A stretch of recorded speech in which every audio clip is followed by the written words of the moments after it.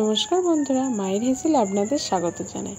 আজ চলে এসেছি আমি ইলিশ মাছের তেল ঝালের রেসিপি নিয়ে। আশা করি আপনাদের এই রেসিপিটা ভালো লাগবে। তা দেখুন আমি কিভাবে ইলিশ মাছের তেল ঝালের রেসিপি করি। প্রথমেই আমি ইলিশ মাছ নিয়ে নিয়েছি। ইলিশ মাছে আমি নুন, হলুদ আর কাশ্মীর লঙ্কা ভালো করে মাখিয়ে নেব। মাখিয়ে নিয়ে আমি 30 মিনিটের জন্য আমি রেস্টে রাখবো। ভালো করে আমি নুন হলুদটা ভালো করে ডলে ডলে মাছের গায়ে মাখিয়ে নেব। তো আমি 30 মিনিট পর আমি একটা কড়াইতে সর্ষের তেল দিয়ে নিয়েছি।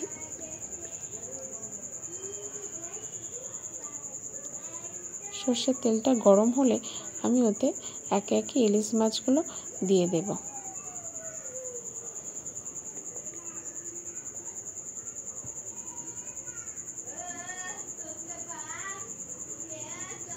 তা মাছগুলোকে আমি উল্টে পাল্টে একটু ভেজে নেব।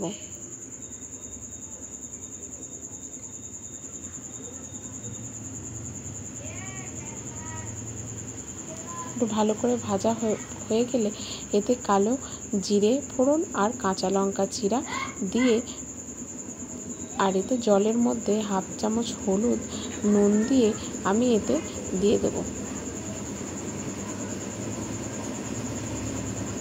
ঝটজলদি ইলিশ মাছের রেসিপিটি খুবই সুস্বাদু খেতে লাগে। আপনারা অবশ্যই একবার বাড়িতে ট্রাই করে দেখবেন। ইলিশ মাছের তেল ঝালের রেসিপি আমার রেডি। তা আপনাদের যদি এই রেসিপিটা ভালো লেগে থাকে তাহলে বাড়িতে অবশ্যই একবার ট্রাই করে দেখবেন। যদি ভালো লেগে থাকে তাহলে কমেন্ট করে জানাবেন।